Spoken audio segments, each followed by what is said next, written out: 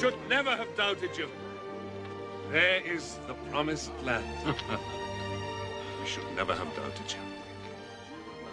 You should always question me, Cora, but never the word of the Lord. As he promised us, so it shall be. When will the Lord appear to lead us forward? He won't. What? Look at our numbers. Are we expected simply to walk into Canaan and occupy it? How else will it be delivered into our hands? Surely the Lord will do it for us. We must act for ourselves, Eliaf, if we are to be a free people. Joshua, select 12 men, one from each of the tribes of Israel. Lead them across the plain into Canaan. Look closely at everything you see, then return with your news.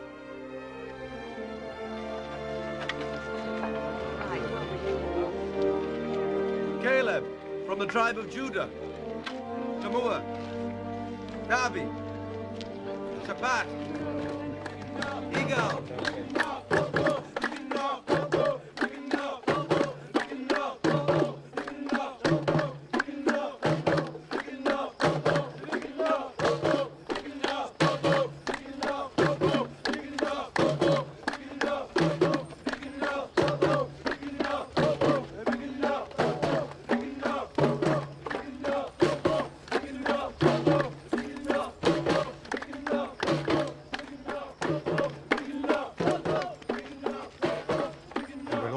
If we try to occupy this land.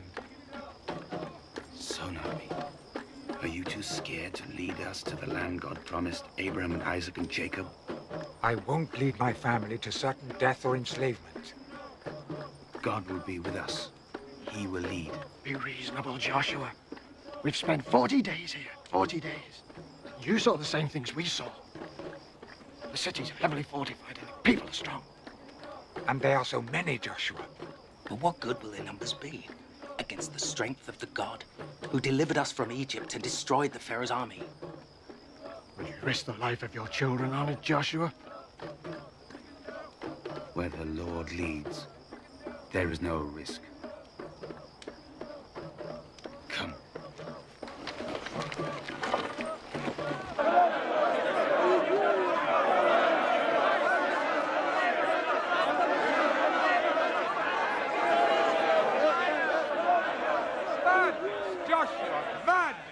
Sound like a madman. Eating nothing but manna has destroyed your good sense.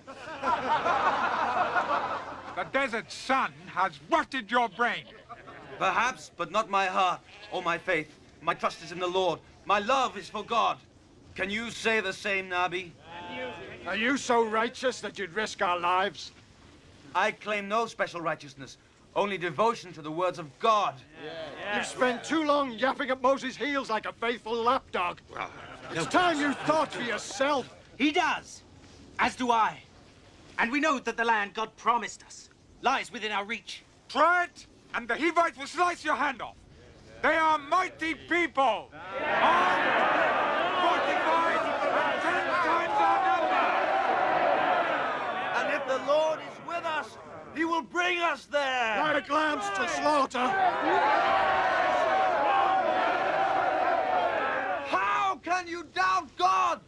Look how far he's brought us. Yes, look how far.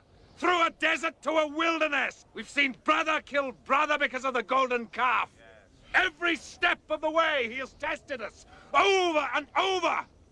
Perhaps this is yet another trial, one that only few will survive. This so-called promised land is already home to Hittites, Jebusites. What good is a land of milk and honey if only a handful live to enjoy it? Moses! Is this another test? How can I know that? All I can tell you is what the Lord commanded. We go forward into the land he promised our forefathers. I follow his word without question. And perhaps it is time for a new leader. One who cares enough about the safety of Israel to know God's answers to these questions. New leader? Yes! It is not too late to save ourselves. Better to go back to Egypt than to die here or on an Amalekite sword. They want a new leader, let us go and find him. Far better. At least there we knew what each day would bring. A new leader! We've gone far enough with Moses and Aaron. The only place they have brought us to is one of hardship and suffering.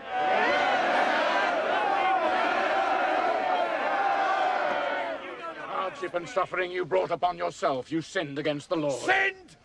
Listen now, Israel. Moses always tells us it's our fault. I stand with Korah. I say we anoint a new leader. One who will take us back to Egypt and save us from destruction. They draw weapons. Is this killing of one another never to end? Many more of us must die. Don't they?